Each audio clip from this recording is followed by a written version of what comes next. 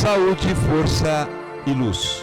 Estamos na Mata do Leão, sob o patrocínio do Colégio Quarupi, continuando essa conversa, esse diálogo gostoso com o Dr. Claudinei. Gostaria que nós vamos voltar, como você quer, logo na política, né? Que é bastante importante, é o que chama atenção. Mas eu gostaria que ele falasse a área na qual ele atua, por favor. Egídio, como eu disse, eu me formei em 95. Desculpe, eu entrei na faculdade em 95, me formei em 2000 eu ingressei na OAB. Eu comecei a fazer estágio com o Dr. João Pereira, em Sertãozinho, em 1998. E estou com ele até hoje. Então vamos aí para 22 anos, mais ou menos, quase 23 anos já juntos aí na advocacia. Então comecei ainda estagiário e eu me identifiquei com a área trabalhista por conta do Dr. João Pereira. Inclusive, na época, ele tinha um escritório, né, o Pide Gomes, esquina com a Olidair Ambrósio, e a Justiça do Trabalho era na esquina. Então, nós éramos vizinhos da própria Justiça do Trabalho. E eu me identifiquei muito com a área, que eu já gostava na faculdade dessa área, e foi a minha área de atuação, que até hoje é a área trabalhista. Mas, como todo advogado, como começa para prestar serviço de assistência do Estado, aquelas pessoas carentes que não podem pagar um advogado, então o Estado paga por intermédio aqui em Sertãozinho, por exemplo, um convênio com a Defensoria Pública pela OAB. Eu atuei em praticamente todas as áreas no começo, área criminal, área civil, de família, né? E a área criminal era uma área assim que eu nunca gostei, mas eu atuei por volta de uns 3 anos na área criminal também. A área previdenciária fiz por bastante tempo, até ingressar no escritório o Dr. Andrei Schnaglia, que hoje atua na área já faz um tempinho também, acho que uns 10 anos que ele está com a gente, o tempo passa muito rápido, e ele cuida dessa área junto com o Dr. João, que é a área previdenciária, e eu fiquei na área trabalhista, que é a minha área de enfoque, de foco, e é uma área que eu gosto muito, até pelo trabalho social que você pode fazer na área trabalhista. Então essa é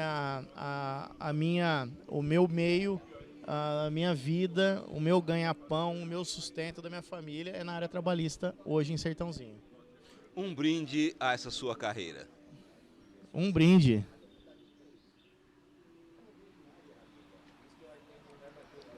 Que maravilha, melhor cerveja do mundo. Essa Exatamente, cerveja falei que era uma das melhores do Brasil, mas olha, mas é do mundo, só quem conhece olha. a Lund, Tem né? aqui um Majestade que, olha, é primoroso. Quem já viajou para a Alemanha, já foi para a França, fala, olha, eles acertaram em vários chopps. Mas de Sertãozinho, hein? De Sertãozinho. De Sertãozinho para o mundo. Sertãozinho para o mundo. Tem muita coisa de Sertãozinho para o mundo. Nós temos alunos do Quarupi, né, que estão dando aulas em faculdades norte-americanas. Olha que maravilha. E eu tenho essa coisa boa que Deus me deu de ser amigo dos meus alunos. Então, eles me mandam coisas pelo Face. A semana passada aqui nós entrevistamos o Alexandre Moraes Versuti, que é artista plástico, está morando na Itália. Foi meu vizinho praticamente, na rua Vontarto Gomes Martins. Estudamos juntos, o Alexandre está na Itália faz um tempinho já, hein? Esteve aqui essa semana, é? Quis me ver, eu falei, não. Ele falou, nós vamos tomar um café, eu falei, não, nós vamos tomar cerveja e eu vou entrevistá-lo. Olha que presente, que maravilha. 20 anos depois. Olha só que beleza. Que presente, que maravilha. Mas voltando a você, que é o nosso foco hoje. Trabalhando na área trabalhista, como é que você vê as questões hoje da necessidade de uma reforma, se é que você concorda comigo, de que precisamos de uma reforma trabalhista no Brasil? É uma pergunta muito boa e interessante. Nós passamos em 2017, entrou em vigor em novembro de 2017, uma lei de reforma trabalhista. Era uma reforma necessária, muito bem-vinda, só que com pontos positivos e muitos pontos negativos também, né? Porque ela foi estruturada não por advogados trabalhistas, pessoas técnicas trabalhistas, mas por alguns deputados que não eram da área. Então, algumas coisas foram retiradas, que, do ponto de vista, foram corretas e outras não. Então, para se fazer uma reforma, é necessário, como é a reforma tributária, é extremamente necessária, mas tem que ser feito com pessoas técnicas da área. O grande pecado dessa reforma em 2017 trabalhista foi justamente de não ter sido feitos estudos maiores com técnicos da área. Criados alguns comitês, por exemplo, para estudos dessa área. Foi feito a toque de caixa. Essa é a realidade, porque a CLT, a Consolidação das Leis do Trabalho, é de 1943, né? Ela é bem patriarcal, criada por Getúlio Vargas, né? E todo mundo diz, mas ela só vê o lado do trabalhador, o empresário. E eu sempre debati com o empresário, porque eu faço tanto a parte de empregado quanto do empregador. E sempre debati com ele, olha, você não tem razão. Não, mas lógico que eu tenho. Aí eu começava a demonstrar alguns detalhes para eles. Olha, funciona, mas o empregado tem direito disso. Eu falei, tudo bem, mas você também tem direito. Mas eu não sabia disso. É porque sempre faltou orientação, uma advocacia preventiva ao empresário, né? Essas foram as situações, porque nós temos a CLT, mas nós temos diversas leis ordinárias que regem várias situações. As leis ordinárias, as súmulas, são muito mais do que a CLT. A abrangência é muito grande, porque veja bem, uma lei de 1943, ela é ultrapassada com o tempo, e isso é natural. Então esse é um detalhe. Então eu vejo que uma reforma ainda se faz necessária, mas o que falta no Brasil, não só com relação à reforma trabalhista, é o estudo com pessoas técnicas capacitadas que nós temos no Brasil, muitas pessoas. E as leis mais avançadas do mundo em alguns setores, eu digo, são brasileiras, Egídio. Eu te dou um exemplo do Estatuto da Criança e Adolescente da década de 90, é de 1990. Ela foi, à época, uma das leis mais avançadas do mundo nesse setor de proteção ao menor infrator. Mas nunca vista com bons olhos, né? Porque o Brasil tem aquele jargão, né? Tem lei que cola e lei que não cola. Isso não pode acontecer, porque lei é lei, né? E às vezes elas são feitas, o problema é que às vezes são feitas por pessoas não qualificadas, que isso é culpa do nosso Congresso Nacional. Sim, o nosso Congresso Nacional, ele fez a Constituição de 88 sem saber. Eu me lembro de pessoas que foram candidatas dizendo que, se fosse eleito, colocaria na Constituição que todo brasileiro deveria ter uma casa. Isso não é uma questão constitucional, né? Acho que a gente tem o problema do político de esfera federal e do senador, que não sabe o que é uma Constituição, não sabe quais são as leis realmente constitucionais, como a própria palavra fala, constitui o país. Então deveríamos ter uma Constituição enxuta, não esse trambolho de mais de 240 artigos que se chocam, que não foram regulamentados na sua grande maioria. Então a gente tem fora as emendas, né? Fora as emendas, os remendos, as emendas. Né? Você tem uma coisa que torna impossível governar. É mais do que claro que é preciso fazer reformas em todos os cantos, até reformas educacionais, e é sempre a toque de caixas, é sempre no penduricalho, né? E agora eu queria juntar aqui, ó, o cidadão, que você me vai permitir isso, e isso é legal, o cidadão, o advogado, o candidato, para nós pensarmos tanto o Estado brasileiro, as reformas que ele precisa, e a nossa querida prefeitura. Eu sei que eu estou jogando para você uma bola de 500 quilos para você tentar fazer uma embaixada. Mas vamos lá. Ô, Egídio, acho que tudo passa a partir do conhecimento. A partir do momento que nós não investimos na educação, esse país não vai para frente. Nós temos, primeiro, que investir muito, maciçamente na educação. Porque a educação transforma vidas, transforma pessoas. E a educação que vai fazer com que o cidadão vote conscientemente. Isso vai fazer com que, ao passar dos anos, e não no futuro longe, mas no futuro próximo, que tudo comece a mudar. Elegendo, a partir do momento que o cidadão comece a colocar pessoas coerentes, decentes, entendidas de assuntos para a gestão pública, as coisas vão mudar. E nós nunca, infelizmente, pensamos, por exemplo, na minha época e até hoje, eu acho que ainda não existe, até onde eu sei, nas próprias escolas não existe um ensino de política, uma matéria específica de política. Olha só que situação. Por fazer parte do Rotary, né, hoje estou presidente do Rotary Clube de Sertãozinho, nós tivemos, há uns 15 dias atrás, uma palestra com um filho de Sertãozinho, que está num cargo muito grande de produtos farmacêuticos no Brasil, e um dos assuntos, olha a situação, de Sertãozinho, vou até mandar um abraço para o Norberto Honorato Preste Júnior. Hoje ele é presidente da Abraquif, Associação Brasileira de Produtos Farmacêuticos. E ele faz estudos junto com o governo, com o Ministério da Saúde, a respeito dos insumos de medicamento, né? Um rápido exemplo. Na década de 70, o Brasil produzia 55% dos insumos químicos de remédios. Hoje produz 5%. A maioria vem da China e de outros países, mas mesmo assim o Brasil ainda ocupa por volta de 8º, 9º lugar no mundo de produção de medicamentos. E ele falou assim, ó, para mim poder conversar com o governo, explicar o que nós precisamos fazer modificar, eu tive que ter aulas de política, para saber o que faz um deputado, o que faz o presidente, como funciona o Senado, para poder chegar nessas pessoas e explicar a necessidade eminente de uma modificação nesse setor para o bem do país.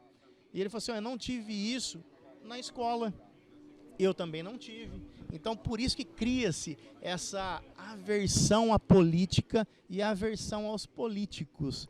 Então, acho que assim, para tentar te responder essa bola pesada que você jogou para dar uma embaixadinha, é mais ou menos esse detalhe. Investimento na educação, formação do cidadão, para que ele possa ter um conhecimento sobre política, se interessar sobre política. Não interesse politiqueiro de exercer um cargo, quanto eu vou ganhar, etc. e tal.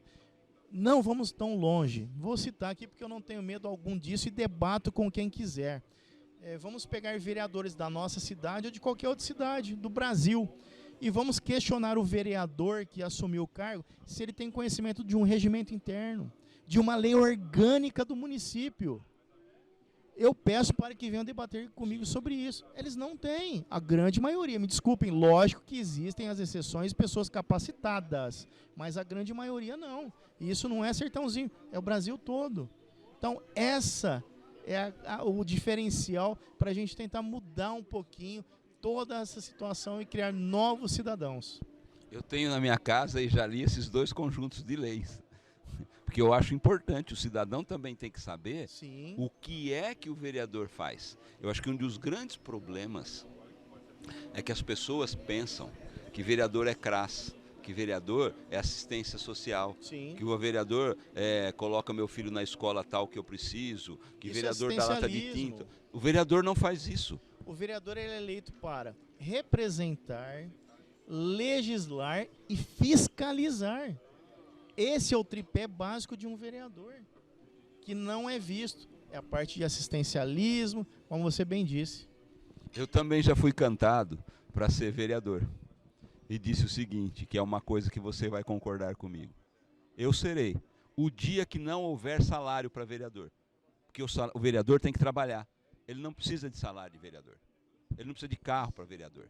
Ele não precisa de nenhuma comodidade. Não custa nada você se dedicar à cidade. Porque esse negócio de ficar fazendo favor, isso não é ser vereador. Egídio, eu concordo com você. Eu sempre tive essa ideia, esse ideal de, vereador não precisa ter salário. Até porque não é salário, é subsídio.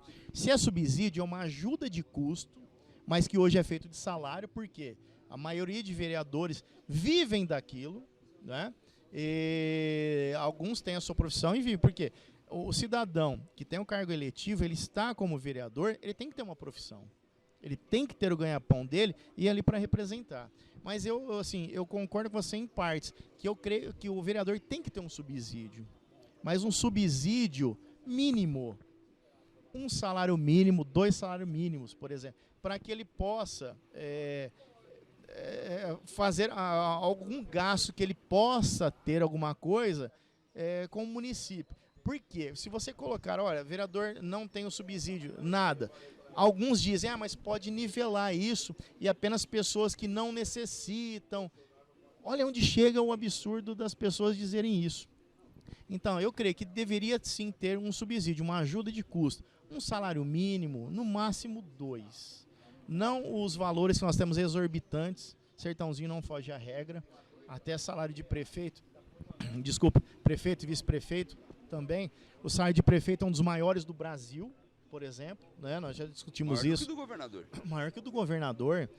Acho que é maior que o do presidente também. Ou está próximo. Ele está próximo ao teto do ministro.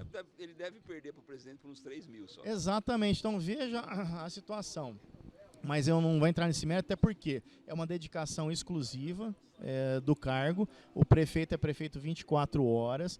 E, pelo contrário, eu acho que até um cargo de secretário o salário é muito baixo. Por quê? Você retirar, por exemplo, uma pessoa técnica, capacitada, que presta um serviço a uma empresa grande, ele tem um salário muito maior. Ele gastou, ele investiu para chegar naquele ponto de conhecimento e outras situações. Então eu vejo que, por exemplo, de secretário, dependendo da secretária, porque hoje é indicação política, não temos o interesse, né, político de colocar pessoas técnicas, indicações técnicas para cargos, né? Então, o de vereador eu acho ainda, volto a dizer, que ele poderia ter um subsídio, não zerado, mas um pequeno subsídio para poder ser vereador, porque ele tem que ter uma profissão e viver não do cargo que ele está exercendo eletivo de vereador. Então, o meu problema é o seguinte, por que eu combato, usando a sua palavra correta, o subsídio ou o salário? Porque se eu trabalho, dou aula e vivo do meu salário, né, e me torno vereador, se eu perder a próxima eleição não é problema. Exato. Agora, se aquilo colabora para a minha fortuna, para a minha riqueza e para o meu viver, perder a eleição é um problema, porque eu vou perder uma fonte de renda e vou empobrecer. Então, é aí que vem a corrupção. Toda a corrupção do deputado vem disso. Por quê? Eu não posso perder a próxima eleição. Para não perder a próxima eleição, eu preciso de colaboradores, de gente que vai me financiar, de gente que vai me dar dinheiro para eu ganhar a eleição. Aí, eu vendo a alma para o capeta, porque eu preciso continuar. Se eu não tivesse esse subsídio, não tinha problema nenhum. Essa é a minha tese. Exatamente, porque assim, nós vemos que, por exemplo, deputado, vamos pegar esse exemplo, que o deputado já assume o seu cargo endividado. Por quê? Pessoas, empresas, etc., financiaram a campanha a troco de algumas benesses. Então ele já entra endividado, devendo aquilo, além de favores e dinheiro também. Onde entra a corrupção e tudo mais. Tem até um livro, acho que o nome dele, se eu não me engano, foi escrito por um juiz, o Nobre Deputado. Ele conta muito, de uma forma fictícia, entre aspas, toda essa situação de como é gasto o dinheiro numa campanha. Campanhas milionárias para deputados, etc. E não foge também de vereadores, etc. e tal. Você vê, se em Sertãozinho, em média, uma campanha de vereador custa 28 mil reais, tem gente que eu sei que gastou 1 milhão. Bom, se o cara gastou 1 milhão e numa conta rápida, em 4 anos ele não vai reaver isso, ele está pensando em alguma outra coisa que não é boa. Exatamente. Que não é boa. A conta não fecha, é simples, né? E esse foi o teto estabelecido pelo TSE, de gastar 28 mil reais, por exemplo.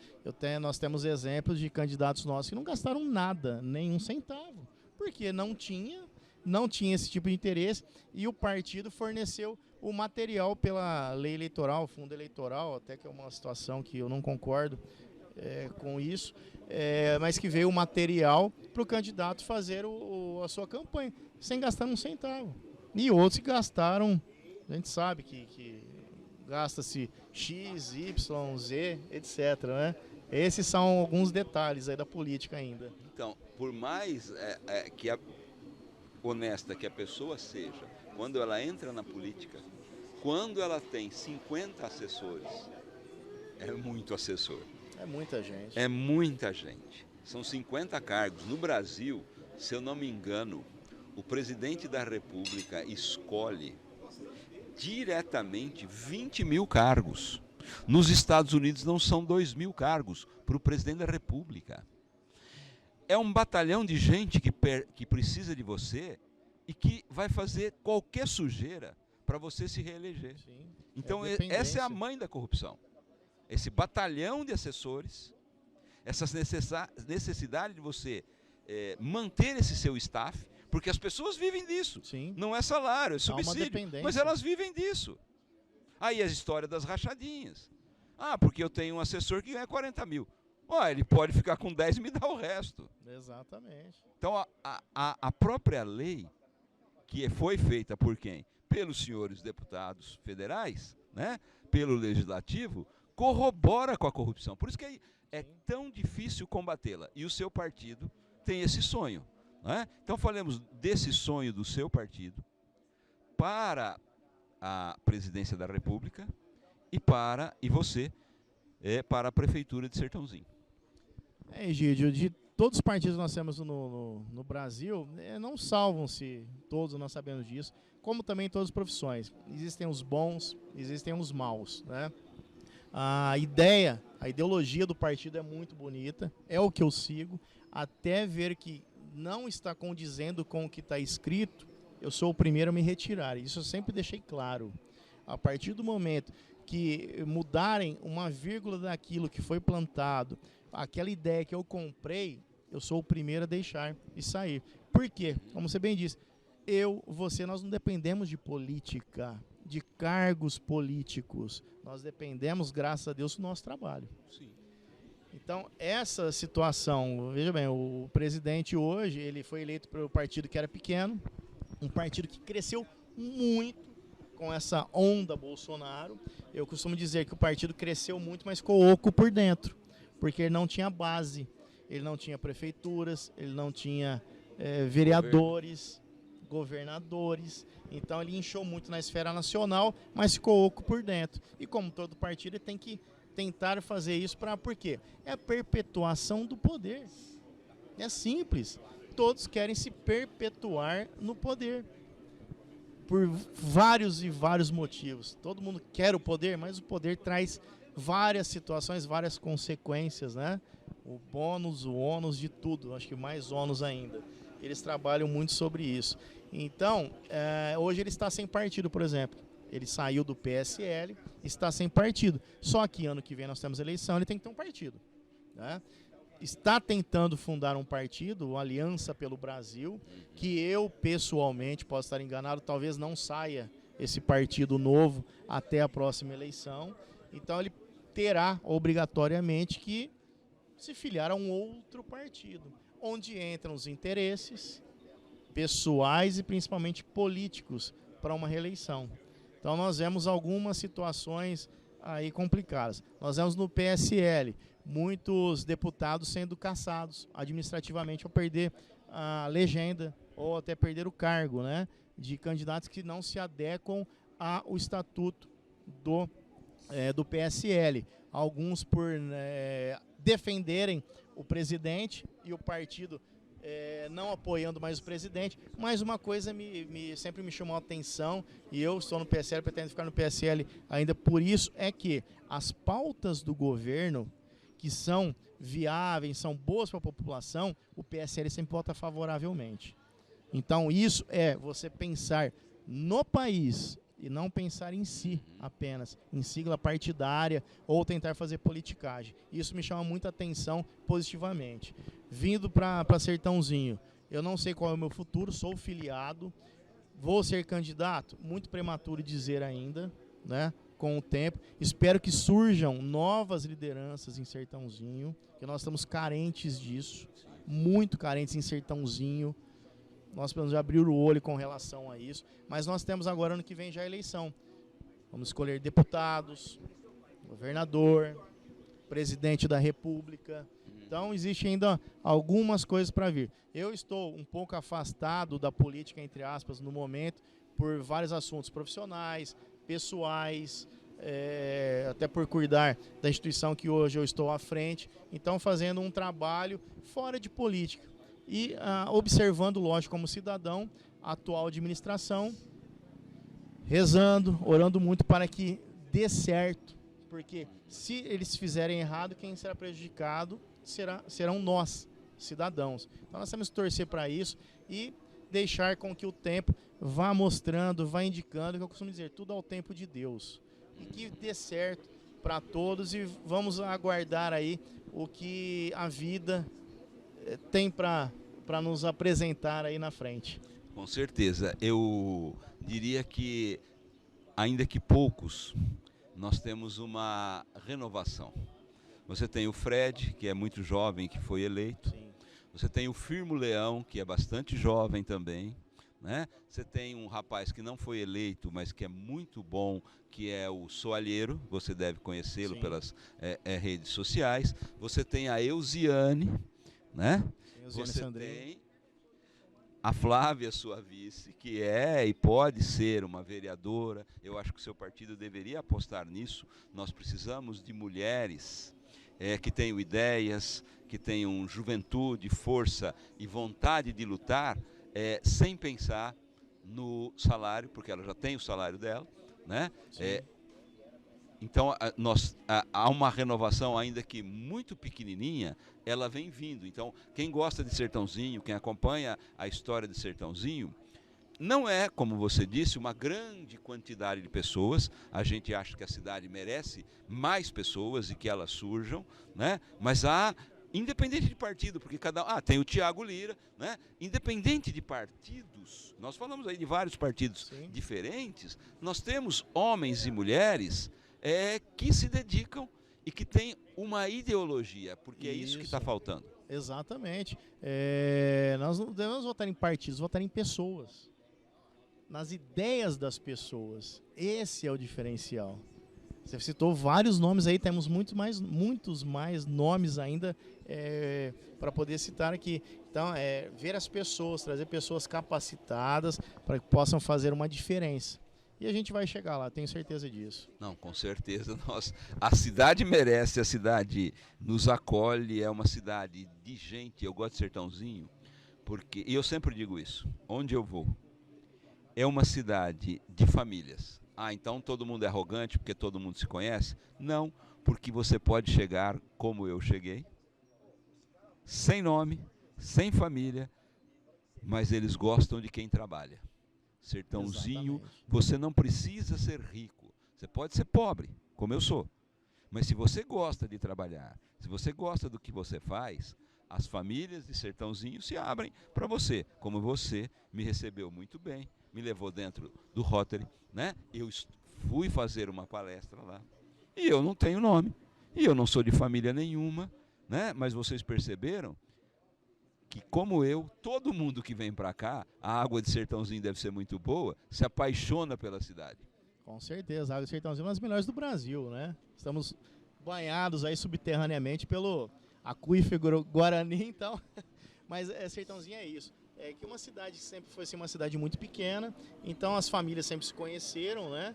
Mas passamos década de 80, praticamente, de muitos migrantes para o setor canavieiro e tal. E hoje nós não somos essa cidade, é uma cidade familiar e não de sobrenome familiar. Hoje, Sertãozinho é assim. Ela sempre foi um pouco mais bairrista, um pouco mais fechada. Mas como você bem disse, as pessoas que vêm, que são honestas, trabalhadoras, tem um leque de oportunidades em Sertãozinho muito grande. E a pessoa se apaixona por Sertãozinho justamente por isso. Ela dá oportunidade para pessoas que trabalham, pessoas que querem o bem da cidade. E aqui as pessoas amam Sertãozinho. Eu amo Sertãozinho e as pessoas amam Sertãozinho, que é uma cidade diferenciada. Você pode ter certeza disso, Egídio. É uma cidade bem administrada. Nós podemos, como você disse, Antônio Pascoal, Egídio Siquieri, Nelson Bonini, a Nelly, depois o Alceu Trigo, e o doutor Gimenez. Eu tenho o maior respeito pelo Gimenez, eu acho que foi um grande prefeito. A cidade é bonita.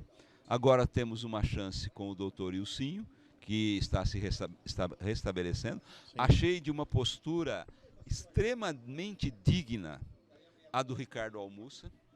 Ele não falou eu sou prefeito, ele está aceitando esperar a volta do outro. Em qualquer outra cidade, isso já tinha dado uma briga de garfo. Sim.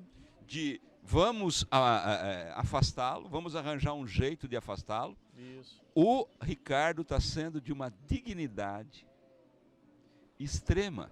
Ele não quer aparecer, ele dá pouca entrevista, ele não fala como prefeito, ele se diz como o vice que está temporariamente. Isso é de uma dignidade que as pessoas precisam aprender a bater palmas. Exatamente, né? E a primeira vez na história de Sertãozinho que acontece esse fato, né? Inesperado, de um prefeito ter que se afastar por motivo de doença. Logo no início, começando, o Dr. Wilson, ele se internou, se eu não me engano, acho que dia 18 de janeiro, né? Então você veja bem, ele teve praticamente 2 semanas ali para começar a entender, internado.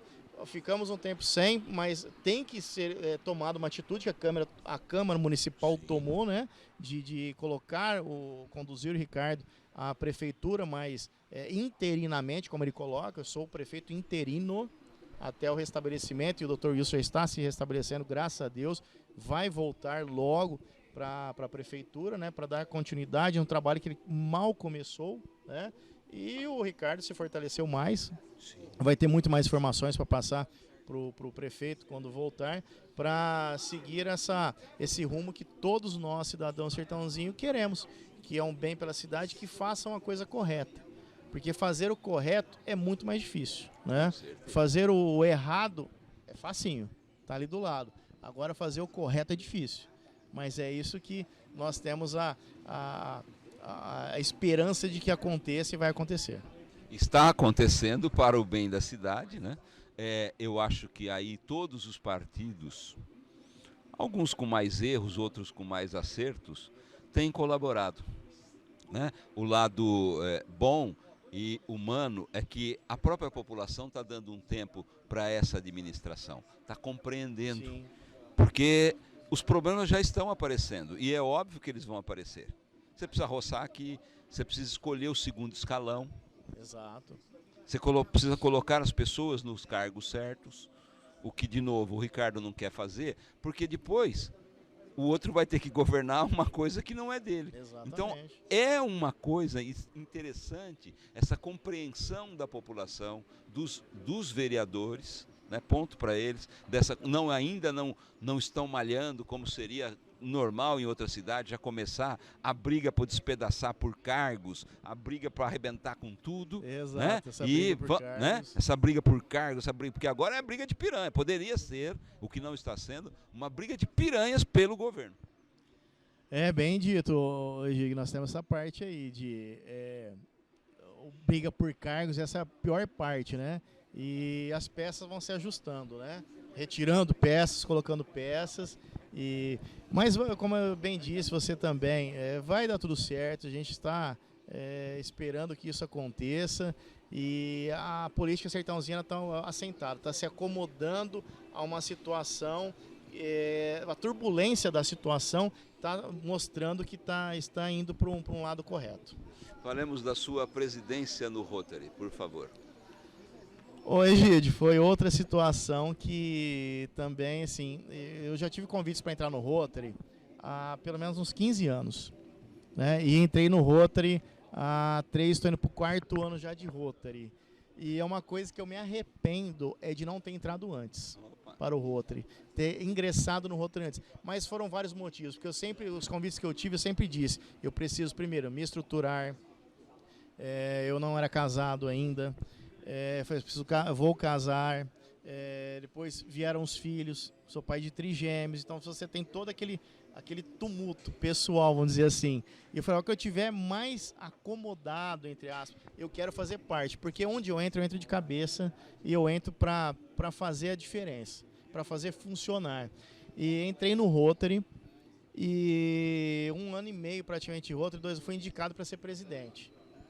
Não sei se por competência que peso. E a hora que veio isso, eu falei, mas como assim? Eu não estou capacitado. Todos os companheiros do Rotary, de 30, 40 anos de Rotary, temos o Oswaldo Pontes, 51 anos de Rotary. 51, o que ele tem de Rotary eu não tenho de idade. Entendeu? E me deram um suporte e hoje eu tenho uma experiência excepcional para minha vida, para tudo, para a profissão, parte pessoal com o Rotary. O Rotary ele abre oportunidades, até o nosso lema rotário desse ano rotário é o Rotary abre oportunidades, né? Que você não teria em outras situações. É um diferencial muito grande. E logo veio um convite ainda para mim, no final do ano passado, porque o nosso ano rotário, Egídio, ele segue um calendário americano, né, que o Rotary, inclusive ontem, dia 23 de fevereiro, o Rotary completou 116 anos no mundo. Parabéns a vocês. 116 anos. Sertãozinho vai comemorar agora em março 64 anos de existência. Que glória. Então você veja bem, ser indicado presidente de um clube de 64 anos, fazendo a história, as pessoas, as personalidades que passaram pelo Rotary de Sertãozinho, para mim foi um desafio muito grande. E fui chamado agora, convidado, aceitei você governador assistente do Rotary, do nosso distrito. É o distrito 4.540 no mundo. E esse distrito ele abrange 73 cidades. Aqui, parabéns. Ele vai de Araraquara até o sul de Minas, aos clubes que fazem a presença. Eu fui indicado do grupo 5, que é o nosso clube assim, da nossa região. Eu vou ser governador assistente, eu vou auxiliar o governador do distrito, que vai tomar conta de todos esses clubes. Eu vou fazer parte do grupo 5, que são 4 cidades, mais 5 clubes, né? Sertãozinho, nós temos o Sertãozinho, Rotary Clube de Sertãozinho, o Rotary Clube Sertãozinho Aparecida, Barrinha, Viradouro e Pontal. Então eu vou auxiliar o governador. Então foi mais um desafio ainda para estar auxiliando o Rotary Clube. Um trabalho voluntário e um trabalho humanitário de fazer o bem para o Sertãozinho. Poder falar para vocês o que o Rotary já fez para Sertãozinho são situações muito gratificantes, que é o dinheiro que nós, rotarianos, contribuímos com o Rotary, e é um dinheiro que volta para a nossa cidade. Desculpa. E ele volta muito mais do que nós doamos, que é o lema, dar de si antes de pensar em si. Então nós trabalhamos para o Rotary e o dinheiro que nós rotarianos investimos no Rotary, esse dinheiro volta para serviços comunitários, que são muitos. Posso te dizer agora, ano passado, Sertãozinho, na APAI, ganhou a primeira sala sensorial para tratamento de crianças com síndrome do autismo. Sertãozinho não tinha nenhuma sala. O Rotary financiou isso lá. Foi gasto praticamente um pouco mais de 16 mil reais. Nós investimos para a criação dessa sala. E agora, esse ano, estando como presidente do Rotary Club, nós vamos criar um banco de cadeira de roda Sertãozinho pelo Rotary Club, que nós não tínhamos ainda. Então, assim, são vários os serviços que nós prestamos à sociedade Sertãozinho. Então, falar de Rotary para mim me enche de orgulho, graças a Deus. Bom, eu só quero dizer uma coisa. Aquela mão invisível da qual eu falei, é você chegar num cargo desse, com o seu preparo como advogado, com a sua bondade como ser humano, talvez esteja nascendo aqui nesse programa um deputado estadual, porque esse cargo e a sua competência permitiria que Sertãozinho tivesse, né, um grande deputado, e espero do meu coração que isso ocorra. Eu sei que você não quer, eu vi a sua cara, não, mas eu sei que você não quer, você nunca pensou nisso. De forma mas se eu fosse você, começaria a pensar nisso como mais um sacrifício pela cidade. Oi, Gigi, é uma situação que eu não... Não, você não pensou nisso, eu sei. De forma alguma. Pensar numa situação dessa, pessoal, lógico, mas também até nível partidário, nem sei como isso funcionaria, se é interesse do partido, ter lideranças aqui na região, creio que sim. E posso te dizer uma coisa, Sertãozinho vai ter candidatos, e Sertãozinho vai fazer um deputado, ou estadual ou federal. Sertãozinho passou da hora de já ter. Nós não podemos mais depender de votação para fazer deputado por Ribeirão Preto. Chega! Passou do limite. Sertãozinho tem, ano que vem, que fazer um deputado. Ou vai ser estadual ou federal. Nós temos 98 mil eleitores em Sertãozinho. Temos deputados estaduais, por exemplo, do PSL, posso dizer, que foram eleitos com 55 mil votos. É plenamente possível, mas nós temos todo esse jogo de interesse, de ego, de partidos. Mas está na hora de Sertãozinho parar com isso, investir e fazer um deputado. Eu não tenho essa pretensão, mas espero que Sertãozinho tenha uma liderança que nos represente na LESP ou no Congresso Nacional. Muito obrigado, doutor Claudinei. Parabéns pela sua carreira, pela sua brilhante família e por tudo que você faz por Sertãozinho. Porque essa é a ideia desse programa, trazer para cá quem está trabalhando pela cidade. Egídio, uma honra estar aqui com você. Recebi o convite do Jota, eu fiquei muito contente, porque eu já te conheço já faz um tempinho aí, né? Alguns aninhos, e você não mudou nada do que você sempre foi. Continua com o seu trabalho invejável como professor, ensinando e formando aqui em Sertãozinho pessoas que fazem a diferença no mundo afora. Essa é a realidade. Então, obrigado por essa oportunidade e estou à disposição. Coloco o Rotary à disposição.